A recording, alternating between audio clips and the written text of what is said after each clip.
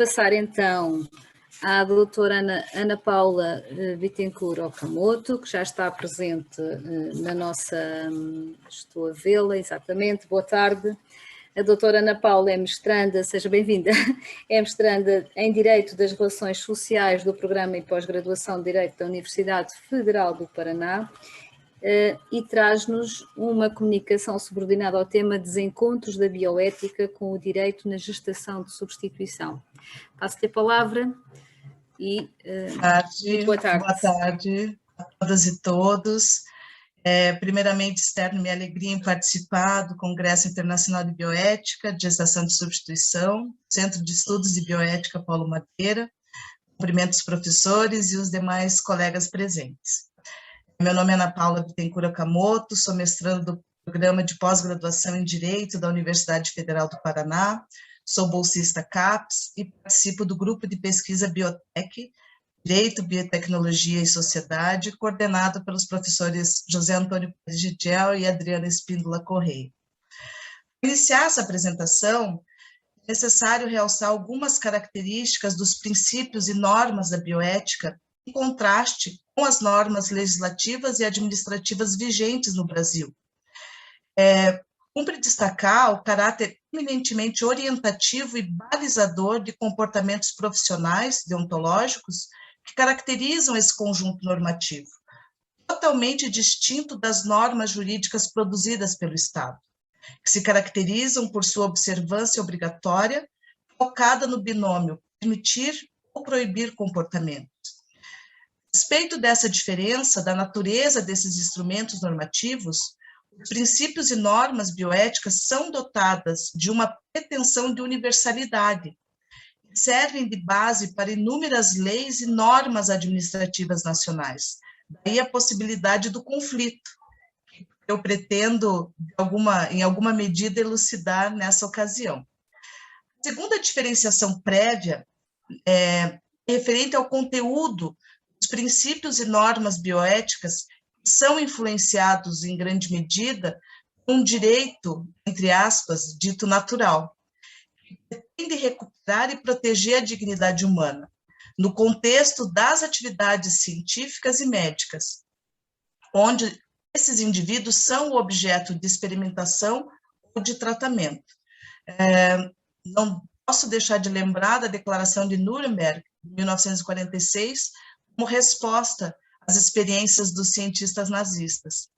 Assim, ao se falar em direito natural, é possível pensar que existe uma forte conexão entre o campo normativo da bioética e os direitos humanos. Diferentemente disso, as regras de ordenamento jurídicos nacionais específicos, como é o caso brasileiro, embora possam ter por fundamentos os direitos humanos, visando a proteção da dignidade humana, previsto na nossa Constituição, no artigo 1º, inciso 3º, esse direito, produzido pelo Estado, tem por finalidade operacional e prática regular a atividade profissional médica e de pesquisa, e definir comportamento de sujeitos de direito atuando nesse campo de relações jurídicas interpessoais sob a esfera física do sujeito.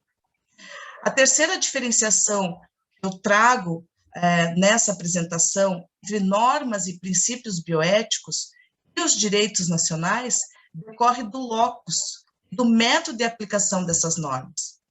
Os debates bioéticos, eles se realizam no âmbito de formações coletivas, como conselhos, comitês. E as decisões que são formuladas a partir da busca de consensos orientados por princípios e normas, em que os aportes jurídicos são apenas um dos múltiplos recursos normativos discursivos que orientam as soluções a serem buscadas.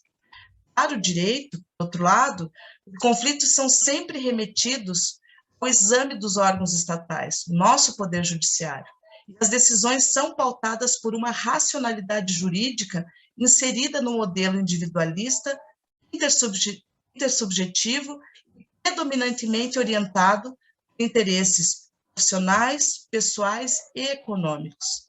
No caso brasileiro, apesar de sua especificidade, pode espelhar a maneira como os princípios e normas da bioética influenciam, em que medida eles são utilizados para a tomada de decisões éticas profissionais e para o deslinde de questões referentes à vida, à saúde e à experimentação científica.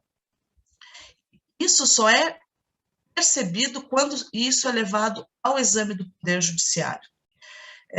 Previamente, cabe afirmar que o Brasil participou da formulação e aprovação da Declaração Universal sobre Bioética e Direitos Humanos, que foi aprovada por unanimidade por 191 países componentes dessa comissão da Unesco, na 33ª sessão da Conferência Geral, realizada em Paris em outubro de 2005. Como decorrência, os inúmeros instrumentos normativos legislativos e de cunho administrativo que orientam a pesquisa e a atividade médica, como bem citou a nossa colega na apresentação anterior, eles levam em consideração esses princípios e normas.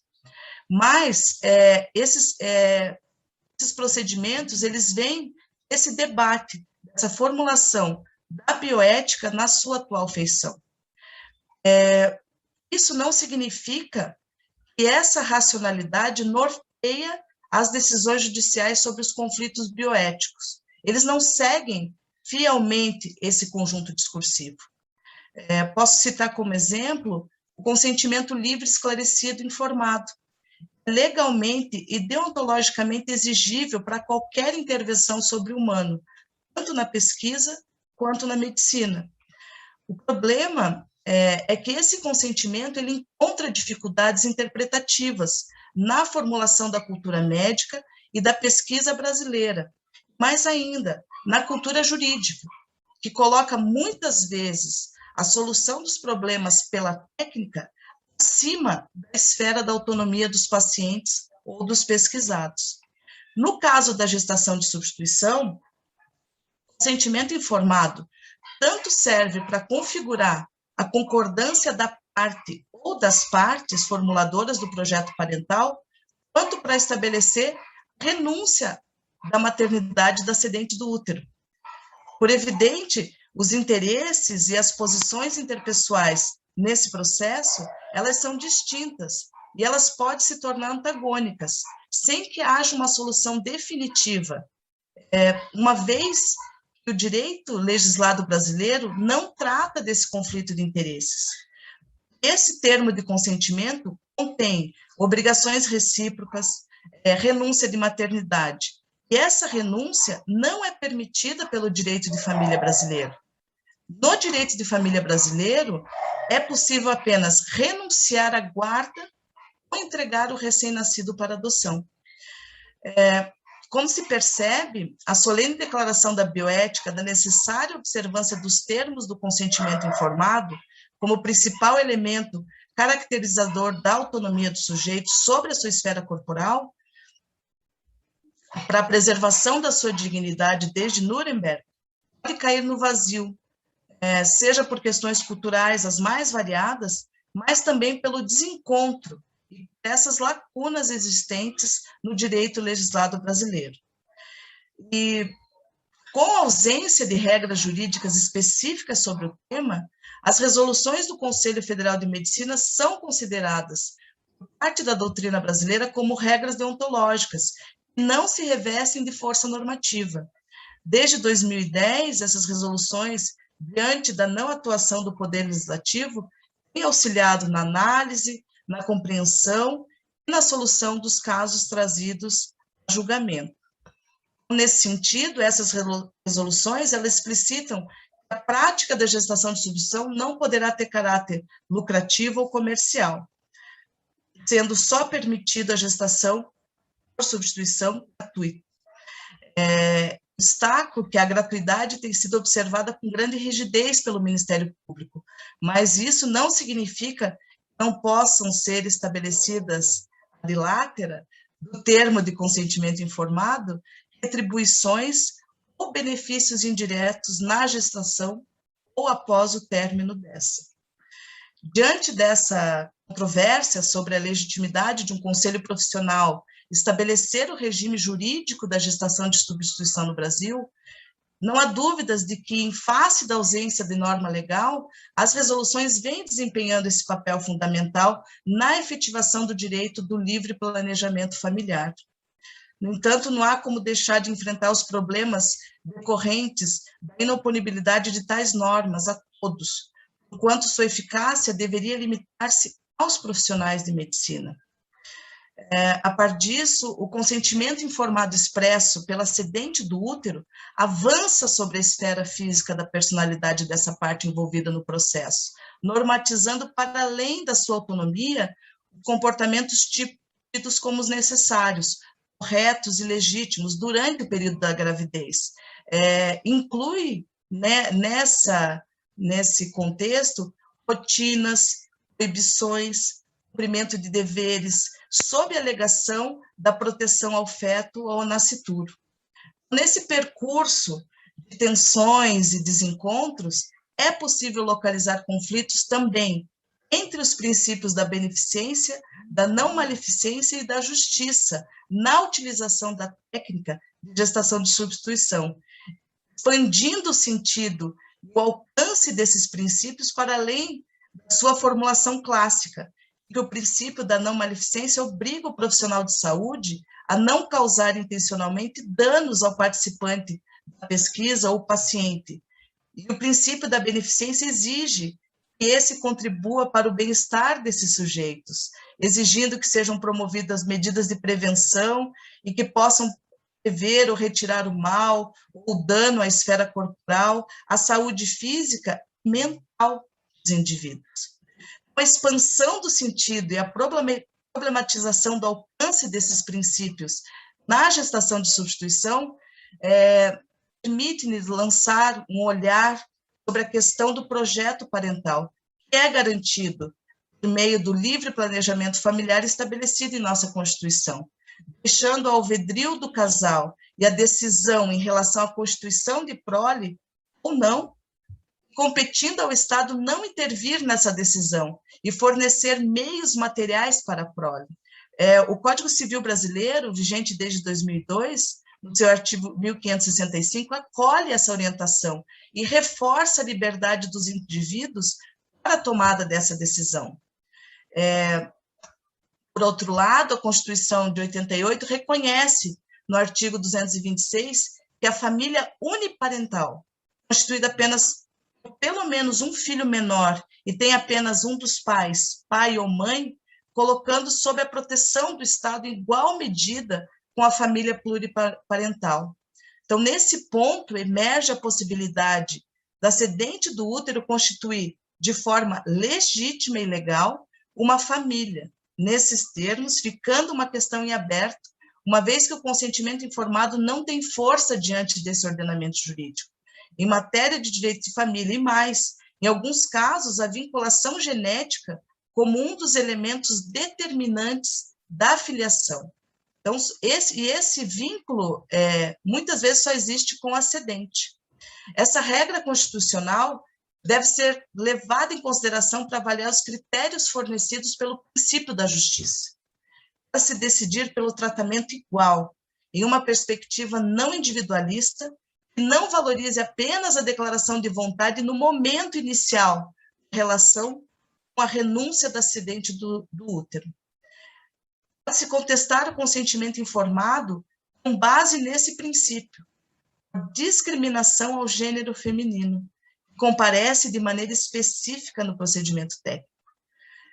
E aí eu faço uma pergunta, né? Não estará em jogo, nesse momento, durante a gravidez e na ocasião do nascimento, o necessário respeito à dignidade humana da mulher, suas legítimas expectativas a respeito do resultado da sua gravidez, mais ainda, após o nascimento? Ademais, o princípio da justiça opera não somente em favor de uma ou de outra parte nesse processo técnico, devendo ser levado em consideração o princípio do melhor interesse da criança, que é previsto no princípio 7º da Declaração Universal dos Direitos da Criança, que é um dos principais vetores do Estatuto da Criança e do Adolescente e que orienta as decisões judiciais sobre essa matéria no Brasil.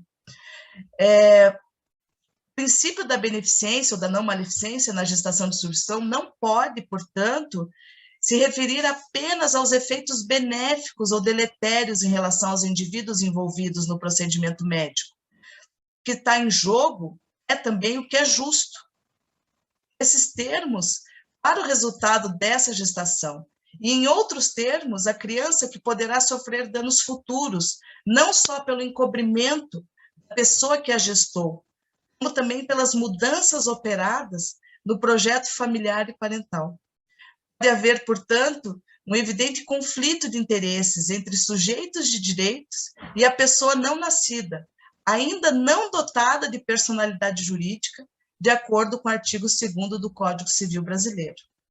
Indo mais além, é possível ainda questionar que não existem outras formas de realização do projeto familiar, além da utilização da técnica de gestação de substituição, especialmente a adoção, em países como o Brasil, em que existem cerca de 5.000 crianças aptas a serem adotadas. Caminhando para a minha conclusão, os dilemas bioéticos na gestação de substituição ganham relevo diante de fatos sociais contemporâneos, ampliação dos limites da aplicação da técnica sobre o humano, as metamorfoses que a produção da normatividade jurídica assume na sociedade para regular a técnica, o impacto que a técnica e o mercado têm sobre os sujeitos. No caso brasileiro, como é visto, é possível identificar situações em que os princípios da bioética conflitam com a legislação nacional e com as normas administrativas que regulam a atividade médica na gestação de substituição. Esse conflito normativo ele se intensifica no momento hermenêutico que busca atribuir sentidos coerentes entre esses diferentes blocos normativos, baseados em fundamentos filosóficos e finalidades distintas. Desse modo, se de um lado os princípios da bioética pretendem impor limites à técnica, reforçar a autonomia do sujeito, por outro lado, as normas estatais e deontológicas tendem a facilitar a circulação de técnicas reprodutivas no mercado e regular a atuação da área médica. A análise dos princípios da bioética e das normas jurídicas e sua aplicação nos processos de reprodução assistida de gestação de substituição deve levar em consideração o exame de pareceres e decisões judiciais que aprofundam e colocam novas questões decorrentes do conflito que indicamos no início da apresentação. Não basta, para tanto, situar as raízes filosóficas e o nascimento da bioética, a natureza de suas normas, sua aproximação com os direitos humanos voltada à preservação da dignidade humana. É necessário localizar também nesse debate do campo do direito constitucional brasileiro, na legislação ordinária, nas normas administrativas e sua apropriação em distintos campos do saber, especialmente a medicina e o direito. Essa análise ela se torna mais complexa se levarmos em consideração o contexto da sociedade brasileira, marcada por uma tradição cultural que vincula o êxito dos projetos familiares à reprodução biológica. Para atingir essa finalidade, desconsidera os possíveis efeitos deletérios da técnica sobre os direitos da personalidade e a subjetividade dos sujeitos de direito. Nesse contexto, esse variado conjunto normativo ele baliza blocos de interesse, por vezes opostos e até mesmo contraditórios. Eu posso citar a atividade médica, o comportamento do acidente do útero, as expectativas dos participantes do projeto familiar. A utilização das normas bioéticas em conexão com a legislação e as normas administrativas orientam a conduta dos sujeitos e se utilizam dessa técnica. A esses sujeitos, o dilema bioético se apresenta e tem início com a formalização do consentimento livre e esclarecido, exarado tanto para que o médico possa aplicar a técnica, quanto para delimitar os direitos e os deveres dos participantes, que ocupam posições jurídicas existenciais distintas. A questão que se coloca é a valorização do sentido e o alcance do princípio da autonomia, que orienta esse consentimento e que se revela, se não inadequado, frágil, para conformar vontades que se alteram à medida que a aplicação da técnica avança. O princípio da autonomia incide também sobre as decisões do médico, colocando em perspectiva questões como o poder médico diante da autonomia do paciente, ou sua objeção de consciência. Do mesmo modo, os princípios da beneficência e da não maleficência encontram-se diante do dilema de manter sua configuração original e sua aplicação de modo adequado. Se é verdade que o projeto parental é garantido constitucionalmente e se localiza na esfera da autonomia dos sujeitos, a maternidade decorre do processo biológico identificado na figura da sedente do útero, e que sua prévia renúncia pode afetar sua saúde, seus modos de vida e aspectos de sua personalidade. Por último, o princípio da justiça, que busca não só o equilíbrio entre o benefício e o malefício de todas as aplicações da técnica e da pesquisa, vincula-se também à ideia de justiça social, se considerados os efeitos que a utilização da técnica terá junto à comunidade. Diante dessas elaborações analíticas, formulações axiológicas, apresenta-se como horizonte desse artigo, dessa apresentação, a impossibilidade da plena conciliação entre os campos normativos da bioética e do direito, e constata-se a insuficiência desses instrumentos para colocar limites ao avanço da técnica e conciliar interesses na sociedade de indivíduos orientados por concepções éticas eudaimônicas. Então, eu finalizo minha apresentação, agradeço essa oportunidade de apresentar o meu trabalho de pesquisa para vocês. Muito obrigada. Muito obrigada, doutora Ana Paula, pela sua excelente reflexão sobre estas questões dos dilemas entre os princípios da bioética e as questões mais normativas, legislativas, administrativas. E, efetivamente, eu retenho, assim, num panorama geral, que, de facto, a gestação de substituição é um procedimento que coloca em causa os direitos fundamentais, como a dignidade da pessoa humana e o interesse da criança.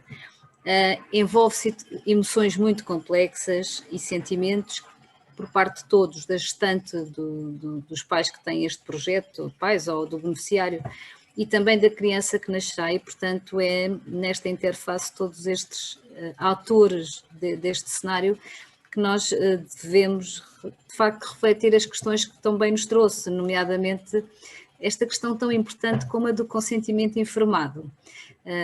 Penso que é uma questão de grande interesse a explorar, a questão da emoção e dos sentimentos despertados até pela própria gravidez na gestante, e como isso ao longo do processo de gravidez pode influenciar aquilo que foi o consentimento informado que deu previamente e que depois se calhar poderá não ser aquilo que está à espera no futuro. Nós temos um momento dedicado na sessão de encerramento, que é a atribuição dos prémios de melhor comunicação de cada painel. Na verdade, nós recebemos vários trabalhos científicos que receberam avaliações muito, muito positivas. E até pode parecer um clichê, mas na verdade por nós atribuímos um prémio de melhor comunicação a todos, porque realmente foram trabalhos exímios e apresentações muito, muito boas. E na dificuldade de atribuir um prémio de melhor comunicação em cada painel, nós acabamos por criar aqui uma menção honrosa para além do prémio também de melhor comunicação. Para finalizar, o prémio de melhor comunicação oral será atribuído à doutora Ana Paula Bettencourt Okamoto, que apresentou o tema Desencontros da Bioética com o direito na gestação de substituição. Portanto, são estes os prémios atribuídos. Brevemente receberão o certificado com a menção honrosa e também com o prémio de melhor comunicação, e também os certificados de participação.